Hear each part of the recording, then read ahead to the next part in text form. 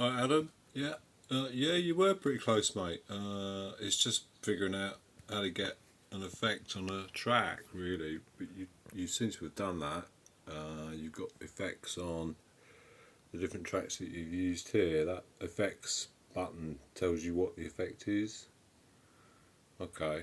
Um, right, which the headphone thing. If I just create a new track, I'm on my iPad here, so it'll look a little bit different on your phone, but I think it's pretty much the same. So if I just create a new track, and the one I always use is the voice audio, and then when you click on that, you get a new track, and it automatically goes into the track window view, which I'm sure you've seen. It's like a zoomed in version of that one track. Okay, the monitoring section is that little headphone thing. Switch it on or off. Normally it's off, I think, when you get a new track, so you need to switch that on. To start with, it won't sound any different, but you should hear it coming through your headphones like you do in the studio. So what you need to do is just add an effects. Okay, at the moment there's nothing on it, so you need to add one. So click on that button, effects. Okay, BandLab has got hundreds and hundreds and hundreds of preset effects. Yeah, you should check them out, mate. You can use any of them or all of them. To start with, I'd say keep it simple, and the best way to do that is to create your own effect. Otherwise it all gets a bit too much to follow. So if you just click on that one, create new preset. Okay, it brings up another window here of all the kind of built-in effects that you've got within BandLab, and there's all the usual stuff you're going to find in the studio. I haven't used them all, but they're pretty good, you know. But you need to kind of choose one and just play around with it, because there's quite a lot in them.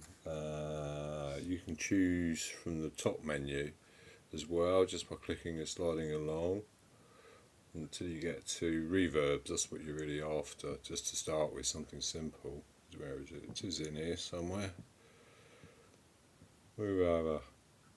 Not going. Oh well, here we go. Yeah, reverbs. There you go. Just like BBC iPlayer. And if you get that, click on that, and that brings up the kind of basic ones available to you.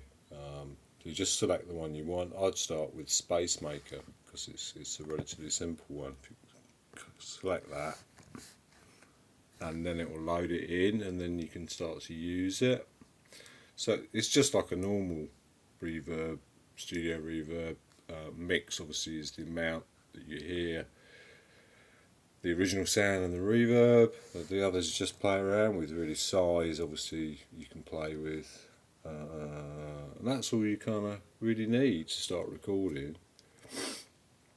Once you've got that set up, just click back on the name there, and that should now be coming through your headphones, because you're monitoring it, so it's like a real-time reverb, which is what you want if you're doing your vocals and guitar and stuff. But you probably need to play around with the settings, yeah, to get the sort of sound that you want. So you can keep coming back to it, just clicking on the FX button, and then it's over here on this side. So it's the FX button, custom, and then over the other side you've got this little icon with the sound volume ones, not the three dots, that one.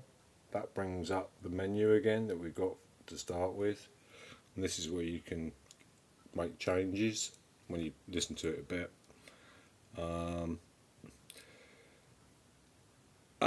Then it will sort of save that one setting. If you want to keep other different mixes, you need to save it under a name here, but do that another time, mate. Just get your head around that bit and see how you get on. So let me just close that again and get back to the track, which is somewhere down here. Blah blah blah. We'll close it. Oh yeah, that one is quite handy as well. That bottom one here, that just brings up the volume control for your one track, so you can balance it against the others. That's quite useful. Okay, I think you just click on the cross to close this window with all the effects. Go back to your go away. There we go. That takes you back to the main menu. Yeah, have a fiddle with that. It's probably a bit confusing, but see how you get on. The other thing I'll just quickly show you is the mixer, which I'm sure you found anyway. That's you have to kind of click and drag across from the left hand side, and that opens up this little window here, and this is where you can do just different levels, volume levels, mute, solo, and pan for each individual track. That's pretty useful if you're just sort of playing around with stuff. Solo obviously just switches all the other tracks off and they all go grey, so you know it's turned off. Click it again to turn it off. Anyway, look, I think that's enough. See how you get on with that. You got any questions, get back to me, mate. But like I say, it's just comes with practice. Has its uses, has its limitations. I think you're probably still better off using the Tascam. Well, the thing is, of course, is you can't plug in your electric guitar.